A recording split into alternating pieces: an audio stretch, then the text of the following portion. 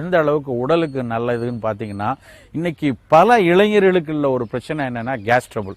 30 வயசு 28 வயசுல வந்து பார்த்தீங்கன்னா பல்வேறு சொல்லுவாங்க, சரியா செரிக்க மாட்டேங்குது, சாப்பிட்டா நெஞ்ச கரிக்குது, இல்லை எது கழிக்குது, இல்லை மேல் வயிறில் ஒரு மாதிரி புண்ணு இருக்கிற மாதிரி எரியிற மாதிரி இருக்குது டாக்டர். இப்படி பல்வேறு பேரும் வந்து இந்த அது குறிப்பாக இளைஞர்கள், ஏன்னா சரியா நேரத்துக்கு சாப்பிடலை, சரியா நேரத்துக்கு தூங்கலை அப்படின்னு இருக்கிறவங்களுக்கு வயிற்று புண்கள் நிறைய வரும். இந்த மாதிரி வயிற்று புண்கள் உள்ள வாய்வு தொந்தரவு உள்ளவங்களுக்கு வாழைப்பழம் வந்து ஒரு மிகச்சிறந்த ஒரு உணவு.